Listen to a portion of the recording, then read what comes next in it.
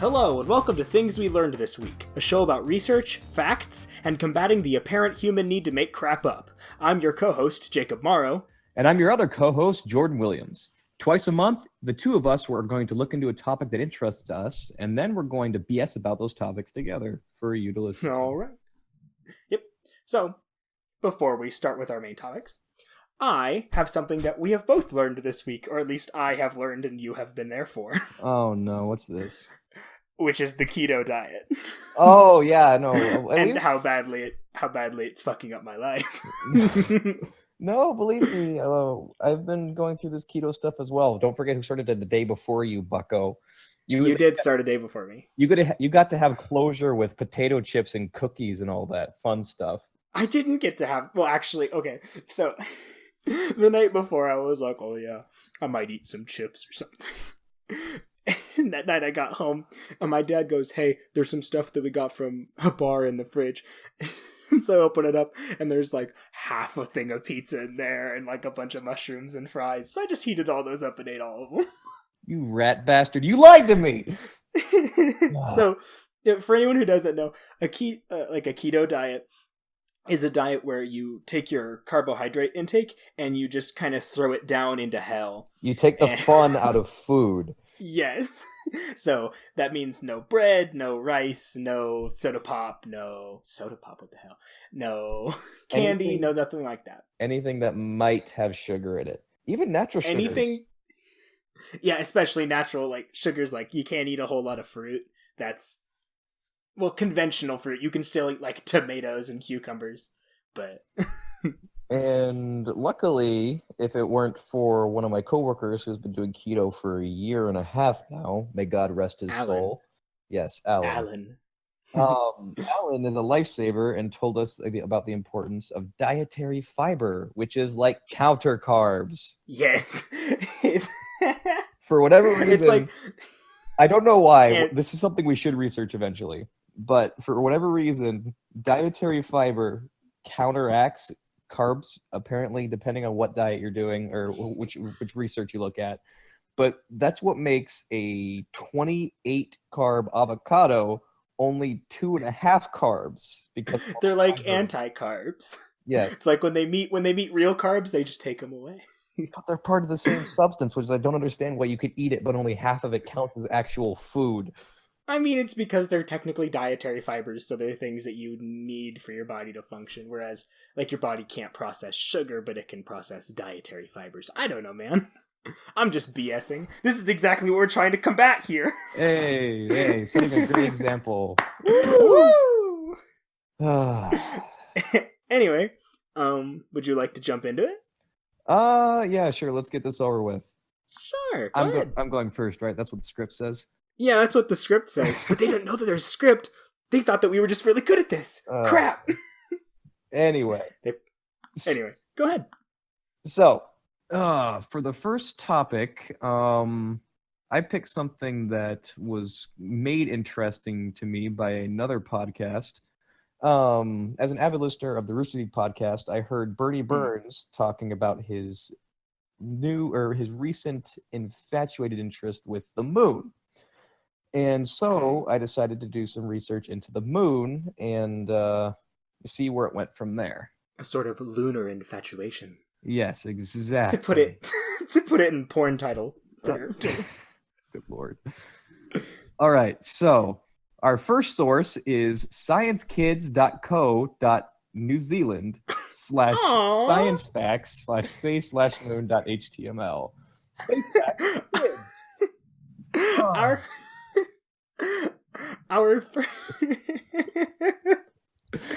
Our first source is from Welcome to Nightville in the Kids Science Corner. Okay.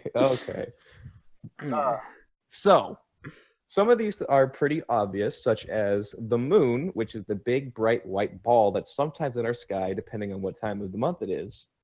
Wait, that's not the sun? That's the yellow ball. Oh, the white... Okay. Continue. So, the moon is Earth's only natural satellite. And the satellite is the thing that obviously orbits our planet and stays circling our planet because of gravity and inertia and all those fun words I don't really want to say. Yeah, I get you. Sciencey stuff. Some of the lesser known facts include that our moon is the 5th largest moon in our solar system. Oh, I actually didn't know that. Mm-hmm.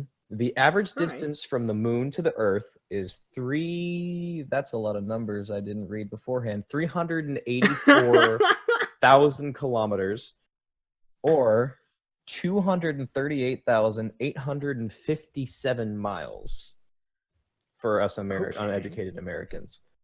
Yeah, for us with the bad system instead of the good one. Mm-hmm. The moon orbits the Earth every 27.3 days, to be close to exact. But due to the curvature of our Earth, which is what I found from another source, it appears to us that it's 29 days from the from the Earth's surface. The moon rotates on its axis around the same length of time it takes to orbit the Earth, which is why we only ever see one side of the moon at any given point of the year. Okay. So that's my favorite Pink Floyd album is Dark Side of the Moon. Yeah, but it also might be one of the only ones that I know. Interestingly enough, the dark side of the moon is kind of false. I mean, we by now we've all learned in science class, if you're listening to this and you're not a 6th grader, that the moon does get sun when it goes around the Earth as it does. Yeah. But the side of the moon that we see is actually the darkest side. Oh. Mm-hmm. I did lose the source, but basically all the dark spots on the moon that we see that aren't craters are actually lava deposits that were left over on the moon. Huh. Yeah, so millions and millions of years ago, basically the moon used to be very, very molten, and it is believed to have been that way because of how the moon was formed, where 2 planets crashed into each other, blah, blah, blah, where the resulting molten mass that was circling the Big Bang of Earth combined itself into one moon, and then the stuff that was orbiting in the center of it ended up becoming Earth. Okay. So it's considered like the darker side of the moon because there are more of those lava deposits on one side than the other one? Well, no, we see the bright side of the moon, but the dark side of the moon actually has a thicker lunar surface. Okay. And this can be seen from several sources, and I'm not going to give details of that. But in a lovely video I found that is voiced by the soothing voice of Mike Rowe. Dirty Jobs? Yes, Mr. Dirty Jobs himself. He gave a very, very, very sultry description of this possible process. Does he also have a moon kink? Like, why would Mike Rowe have a moon kink? Is there? I don't know, man. It's the dirtiest job of all. It's getting all that up there, you know. Describe a moon job for me, Jacob. Just before we continue, please. Describe a moon job. Well, I mean, it's what Neil Armstrong did the first time that he got up on there. Is he jumped out? They got up there and he said, "Houston, we're gonna have a problem," and then he just exploded all over the lunar surface. And what the big problem was, and that was what he was alluding to, not the fact that he just came all over the moon, was the fact that the jizz ruptured his spacesuit and he was very quickly dying. Oh, but they managed to save him. Well, no, wouldn't the freezing semen seal the suit from the inside? Oh, that's what it was. Thank you. You must have found that in your research. Yes, very extensive research on the moon and how it boned down. But yeah, so there's not a for sure reason why the side, or did I cover how the bright side of the other side of the moon has a thicker crust? Yeah, you did talk. Well, I mean, you talked about how it was created, but you didn't talk about like why it has a thicker crust. See, that's what people aren't exactly sure about. In this lovingly voiced video by Mike Rowe, it discussed how possibly at one point there were actually 2 moons. Like before when everything was still kind of soft putty around Earth and like really hot to the touch. Okay, there were 2 big ones? There was a big one and a slightly smaller one who had a slightly faster orbit. It is believed that the smaller one eventually bumped into the bigger one And then since they were both just kind of made of wet putty at that point, the smaller one just kind of fused in with the big one, and that resulted in a more exposed lava surface. And so that's why that side is thinner. However, there are some things about the moon that are kind of hard to explain, like why that side of the moon perfectly orbits, or it always faces planet Earth the way it orbits. There's no real explanation for it, but it is a miracle of science that it happens like that. I mean, yeah, because then it's in the perfect position for all the other stuff that the moon does. Mm-hmm. And not only that, but there's some other stuff. For instance, the moon is in such a perfect place that the sun can use it to cast a perfect shadow on the Earth during a perfect eclipse. Like the statistics behind that, like it's 1/400th the size of the sun, and it is also 1/400th distance to the sun, which makes it able to do that. Huh. I mean, that's kind of dope. That it's just like perfect, just like absolute perfect placement. But all right then, that's kind of cool. And then just a couple things, I guess, to close things down here. The moon does have some water on it on the dark side of the moon, as it was discovered by some probes we launched up a few years ago. And the moon, as we learned in science class in high school, has effects on our planet in the way of the tides, where the moon's gravity, I didn't research this at all, this is just what I remember from science class like 4 years ago.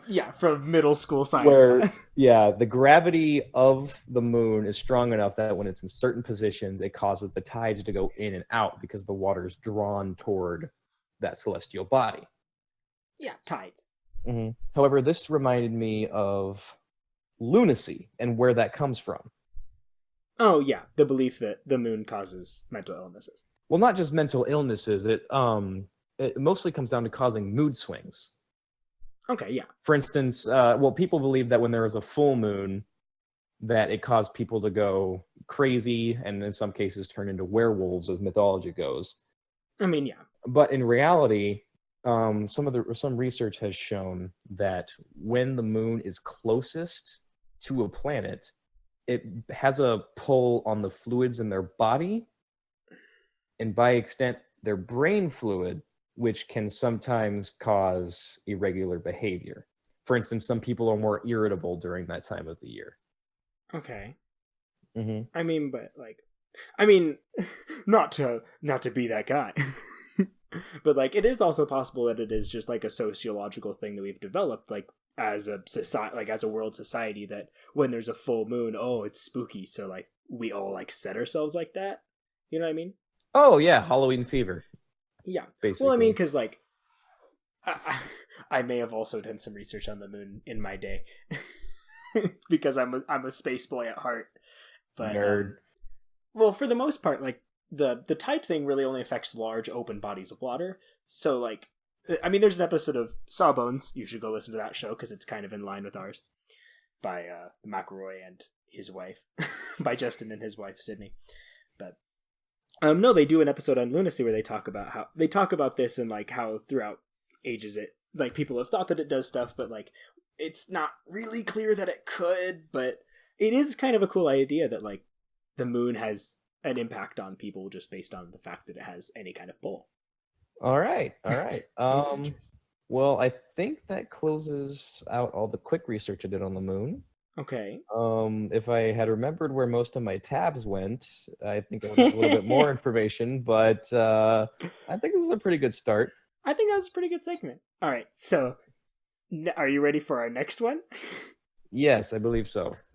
Okay, so in response to this self-researched one, we are now going to perform for you an example of making shit up theater, where I'm going to give Jordan a random Wikipedia page, and he has also done research on this Wikipedia page, wink, and he is going to give me the overall description of this Wikipedia page. Yeah, and if you want to do this for yourselves at home, just as a kind of a fun thing to do, you can do this by going to https://en.wikipedia.org/wiki/Wikipedia:_random.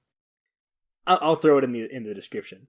Yeah. And also, if you want to send in your own descriptions for these Wikipedia pages, you can hit us up at TW. What the fuck is it? Shit. I forgot the name of the podcast. Way to TWLTW podcast at gmail.com. All right. So, your Wikipedia page is Daniel D. Frisbee. Daniel D. Frisbee. Daniel D. Frisbee. Okay, so did you is it really just the guy who made Frisbees, or is it like his sick uncle? Give me his backstory. Who is this man? Okay, so Daniel D. Frisbee was the brother of Michael Frisbee, the inventor of Hasbro's Frisbee. Daniel was a little bit of a dick at the time of the invention of the Frisbee. And so he was excluded from all the wealth that came from this invention. So Daniel D. Frisbee went on to create his own business and ended up in the process making that stupid ball in a cup thing that nobody really uses. It's like it's the awful party gift that kids try just over and over again, and they eventually try to get their parents to buy one at the fair because it looks cool and they want to do it, but they never actually do it, and you forget about it by the time you're probably 12 years old. In an attempt to bankrupt his brother, who he had complete scorn for. Yeah, and he ended up dying in a cocaine overdose. It was a pretty sad deal. But yeah, Daniel D. Frisbee. Do you want the real Daniel D. Frisbee? Please.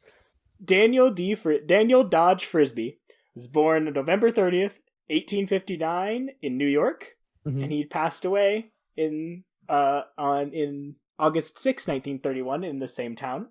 He was an American newspaperman and a politician. With the name Frisbee? Yeah, his name was Frisbee. Does he have... Okay, tell me, like... He has... I do not think... It does not talk on here that he has any relation to the dude that made Frisbee.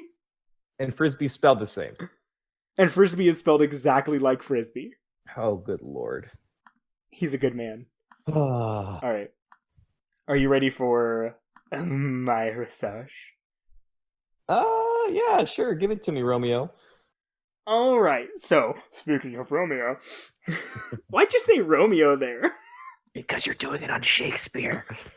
Oh, how did you know? All my secrets laid bare before thee. Okay, now you're just showing off.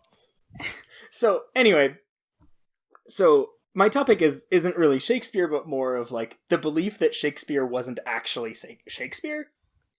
Mm-hmm. So, like, in the like study of Shakespeare, like as a person, there are two sides, one of which is way bigger than the other one, but one is pro Stratford and one is anti Stratford. Now, what does pro Stratford mean for the average folk?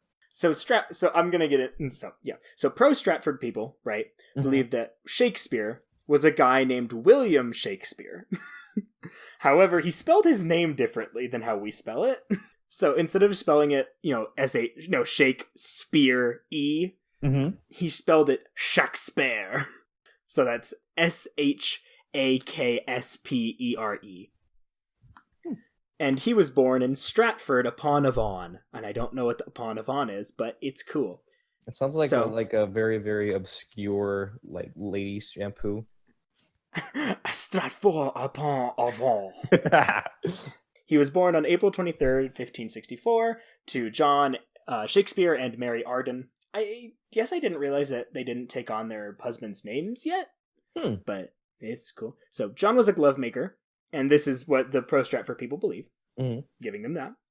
And this is like what most of the people who are big Shakespeare fans believe is the like origin story of Shakespeare. The kind of stuff we'd be taught in college if we were to take a class on Shakespeare. Well, I mean, it was what the biography that we got when we read Romeo and Juliet in English class in the 8th grade. Oh, right. So I didn't read. Got it. Yes, but elaborated a little more. So John was a glove maker who he got a lot of renown in Stratford for doing civic work, and so that brought him up to a higher stature, which would have most likely allowed him to send his kids to grammar school, so that they could be educated. Mm-hmm. So this would have been where he kind of got his writing chops. So then at 18, he married Anne Hathaway. No, not that Anne Hathaway. Oh. With whom he would have 3 kids. And then he started making trips to London, started a theater group there, and then wrote a lot of his most famous plays during that time, like Macbeth and The Tempest. In 1597, he bought a home in Stratford that he literally called New Place. And then he retired in 1612 and passed away on his birthday in 1616. This is the history that most scholars believe is the correct one. Yes, However, and then and before his death, he wrote the lost text of The Devil Wears Prada that Anne Hathaway would later star in. Yes, exactly. So, this is the history that most scholars believe to be true. However, some people believe that it was actually someone else who wrote his works, or even a group of people using Shakespeare as a frontman or even as a pseudonym. So, this group, who we will call the anti-Stratfordians, believe that Will could not have been the real deal. And other people who claim to be anti-Stratfordians include Mark Twain, Walt Whitman, Ralph Waldo Emerson, Orson Welles, and Sigmund Freud. Wait. So what years were Shakespeare alive again? Shakespeare was alive from 1564 to 1616. And then sometime before 1910 when Twain died, he had the time to research and deny this. That's actually pretty interesting. Well, I mean, just Mark Twain in his time read, like, everyone probably read Shakespeare even back then. Like, he was he's Shakespeare. Mm-hmm. But so, like, Mark Twain read him, didn't think that this dude named William Shakespeare could have possibly been the real dude. Huh. Along with Ralph Waldo Emerson, Sigmund Freud, Orson Welles. Some cool dudes didn't think that, he could have possibly been the real Shakespeare. So even like throughout history, there have been many different candidates who we thought could have been Shakespeare, one of which was a group of writers containing Sir Francis Bacon and Sir Walter Raleigh, who you may know from your middle school like history class as a philosopher and an explorer. The one I would like to focus on today is the Oxfordian Theory, which is one that states that a man named Edward de Vere was the real playwright. This is a topic that tends to get people who are like really into Shakespeare pretty heated. So before I go into the arguments made for this theory, I would just like to state that I am not trying to give precedence to the Oxfordian theory or to the Stratford theory. I just think that the idea of Shakespeare not being the true writer is kind of interesting. So yell at him as much as you want once we give our Twitter handles. Anyway. Well, no, that's not what I'm saying. Yes, please. Please don't yell at me. I'm a very soft boy. I don't like that. Anyway, so Edward de Vere was born in Essex to a man named John de Vere, who was the Earl of Oxford and was also a total scumlord. John de Vere, he never divorced his first wife. Oh. He just kind of abandoned her and then married Edward's mother after he ditched another chick. See, that's who his dad was. And his mom was a person who wasn't a big fan of parenting her kids. Like, her kind of whole thing was like, just let them be and kind of be mean to them, which we'll get back to that as like a whole idea later. Okay. So, and his father was, a noble, so he was a learned guy, so Edward was also schooled since he was rich enough to do so, and because he was a noble, it was documented that he had been tutored as a child. All right. Which is another fact we'll get to later. After his father was murdered, Edward became the Earl of Oxford at the age of 12. Wait. I'm sorry? We jumped a bit. So, this dude who is like his uncle wanted to get with the Queen, and so John, as like the Earl of Oxford, was like the step in between him being able to marry the Queen. So this dude just killed him. I think his name was Dudley, or Sir Dudley, or something like that. Pretty much he murdered John so that he could get to the Queen. And it was kind of shitty. Did he get with the Queen in the end? I don't remember. I think he became Robert, like King Robert or something. Or Prince Robert. Well, there you go. They changed their names. There was never going to be a Prince Dudley. I'm now starting to see where Shakespeare got a lot of his inspiration. And just wait for that. So, as a royal orphan, he was raised by another noble named Sir William Cecil. And at this point, like while he was being raised by William Cecil for 8 years, he went through a series of tutors and was kind of an asshole.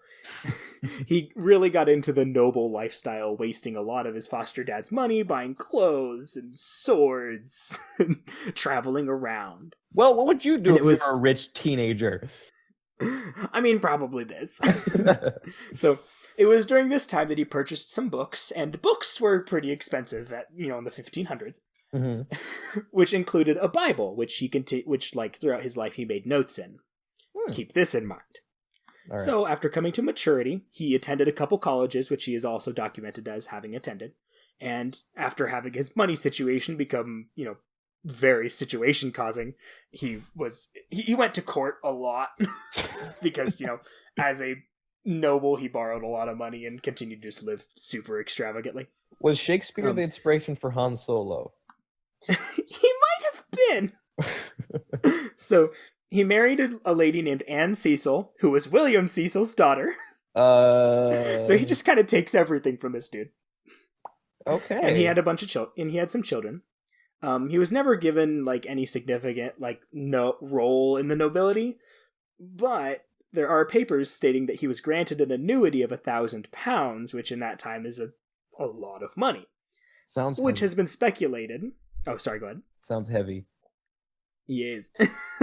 Approximately a ton. Oh boy. I think it's a ton, right? No, that's 2,000 pounds, Jacob. Balls! I wasn't very good at math. We really setting good credibility for our educational podcast, Mr. Morrow. So this £1,000 has been speculated that it was for his role in supporting and running a group of actors as he began to write poems and produce things for theater. All right. However, at the time, play was seen like porn today, Wait. Like it was seen as the devil's stuff, it was seen as devil worship. So even though people went to it, it still wasn't a thing that was looked upon as an okay thing.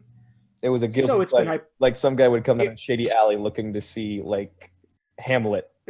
Yeah, coming to come see Hamlet. So it's been hypothesized that he could have possibly used a front man to take credit so that he could write and protect his family from the social flack of being involved. Oh. So he continued to live a life of extreme extravagance up until his death in 1604. So before we get to the meat of the arguments that this theory proclaims, I will first state that there's a massive issue with the theory in the fact that his death is in 1604. Because Shakespeare died in 1616. And a lot of Shakespeare, the author's important plays were written at that time, between 1604 and 1616. Okay. In response to this, Oxfordians claim that many references from the time claim that new works stopped being written after 1604. Not that they stopped being produced, stopped being found, but that they stopped being written. There are a couple weird things in there that I'll get to later, but anyway, other points I make. They also make a point that there's technically no documented proof that William Shakespeare was ever educated. Even though he went to grammar school, there is no paperwork saying that he actually did. So that would put a pretty big hindrance on his ability to, write like the greatest writer of his time. Yeah, it sounds about... Well, I mean, there's always the problem. There's also the possibility of self-education, but... Which is true, but... Exactly. But in that era, it would have been a little bit difficult. So it makes Edward seem like a much better candidate in that respect, as he, is documented to have an education as a kid and as an adult in college. Mm-hmm.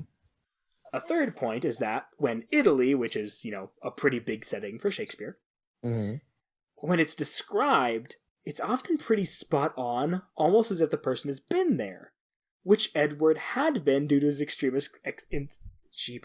due to his extreme extravagance. He had this big old tour of Italy he went on. However, William had never left England at all. Fourth, in Edward's Bible that he bought and put notes into, many of the passages which he has marked are those that are often prominently used in Shakespeare's plays and poems. So it seems kind of strange that this dude who didn't write Shakespeare at all was also looking at the exact same verses and thinking about them. Mm-hmm. Finally, Oxfordians claim that that instead of Shakespeare's plays simply being completely made up, like most written works were at the time, it was like very, very rare that they were autobiographical. That they were based off of any part of someone's real life. Yeah. Oxfordians claim that instead, Edward and Shakespeare were above their time and were already doing things based off of points in someone's life. His own. Mm-hmm. So prime examples would be his lack of prominent, kind, motherly roles like in Macbeth, with Lady Macbeth being kind of a monster. Mm-hmm.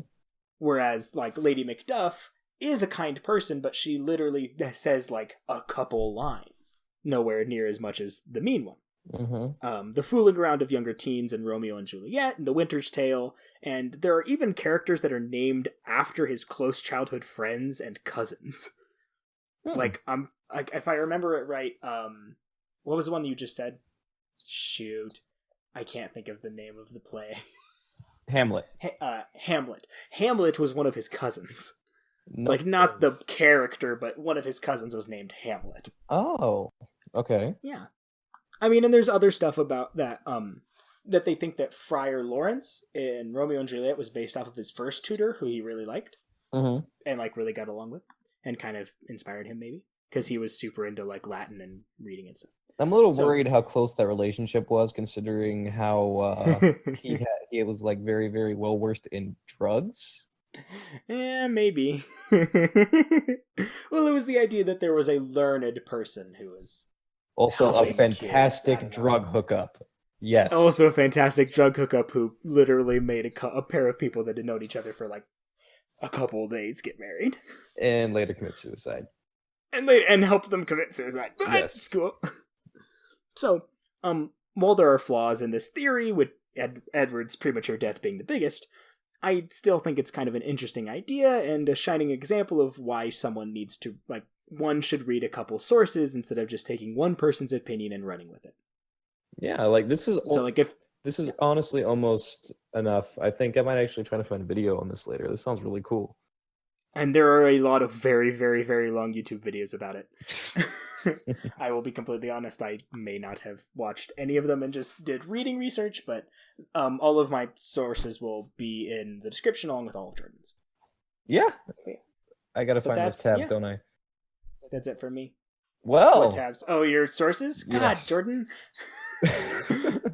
Good Lord. It's okay. It's okay. I got most of them here. I'm pretty sure. Sweet. All right. What? Can you give me my Wikipedia article? Yes. Drum roll, please. Not actually a drum roll. That's gonna sound terrible. Okay. I. Oh no. I can't pronounce that one. Moving on. Okay, I'm fine with that. Different one. Okay. Here we go. Delia. Okay. Vaden. Delia Vaden? Vaden. You mean Delia Vaden? Yes. The Duchess of Halloran? She was Queen of France for like 100,000 years. Like, no one could figure out how she didn't die.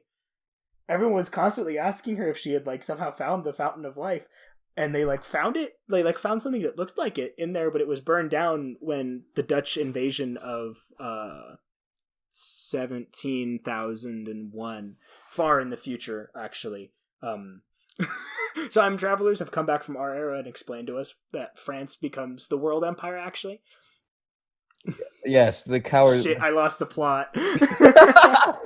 Yes, the French being cowards has just been a really, really long game, accordingly. Or interestingly. It's why they've been surrendering so often, is so they can get us all right where they want us. It's never been a surrender, only a tactical retreat. Oh, good Lord. And that explains. So, at what year did they start weaponizing skunks? Oh, they've been weaponizing skunks this entire time. Why do you think skunks exist? They were a creation by the French government in order to keep us all in line. Did you know that there's a cat in my room?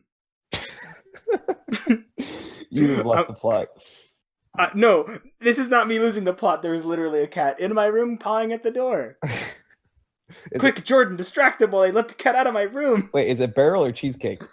It's Beryl! Oh, no, not Beryl. Quickly distract! Okay. Well, this is the part of the Get outta podcast where I here! play Careless Jeepers, Whisper. cat! I don't think he realizes that he can hear that. I have returned. Oh, Lord. Okay. So, I think that might be it for us. Except you got to figure out who Delia Varan is, though. I did. She's the new emperor of mankind. Actually, She's the empress of mankind, and she's going to rule over all of us with an iron fist. She was an Italian luger from the late 19th. Oh, she was Italian? Yep. She's an Italian. I mean, I was close with Europe. Yeah, you were pretty close. Pretty close. She was a luger who competed from the late 1970s to the early 1990s. Oh, she was into luge. Yep, she won 4 medals in the women's singles at the FIL World Large Natural Track Championships, with 3 golds. Wait, what? That's poor. That's poor grammar, Wikipedia. So yeah, she won 3 gold medals, one in 1979, one in 1980, and one in 1984. And she won 1 silver in 1986. You know, when you think about it, luge is kind of the easiest sport for human beings to do.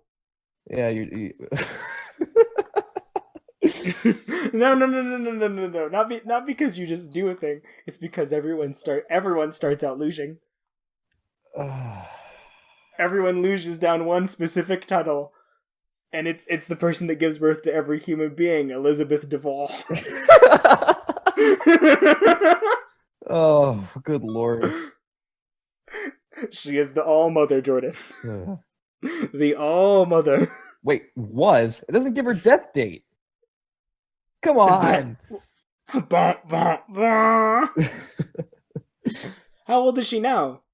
It says she was, but it doesn't give her death date. So I think you might be when onto was something. She born? It doesn't say. This is a very poor article. However, Jacob, you might be onto something with her being 100,000 years old.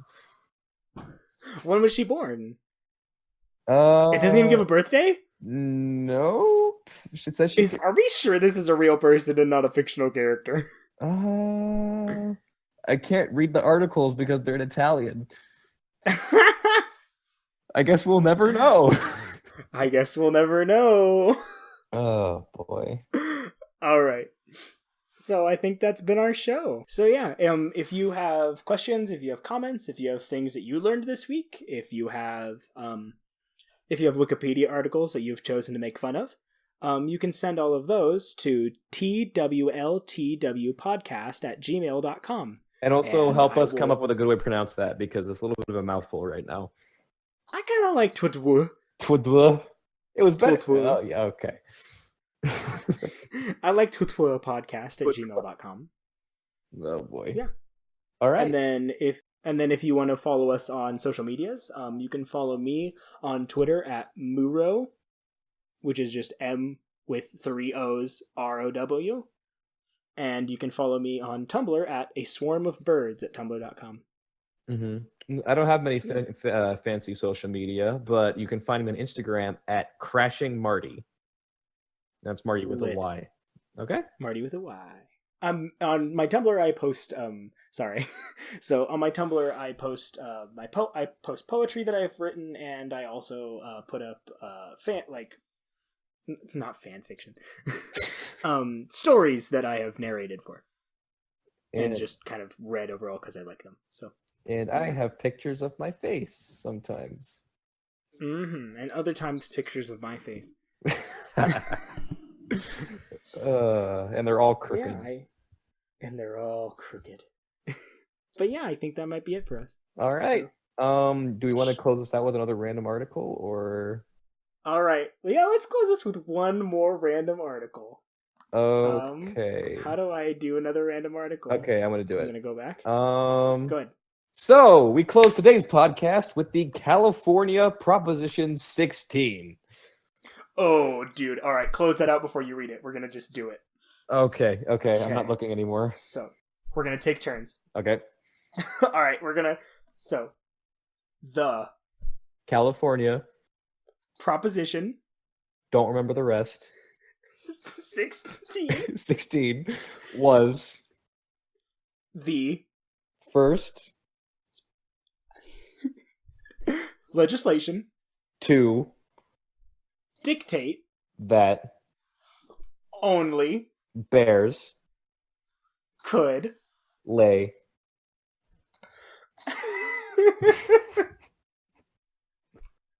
on Parliament. Cybersex Joe Biden. All right, I think that's the definition. That's it. Can't be not correct. No, don't even look at it. We don't need it. Yep. All right, thank you all for listening. Yep. See you next time. Later. Please listen again. I've been Jacob Morrow. And I've been Jordan Williams. See you on the flip side.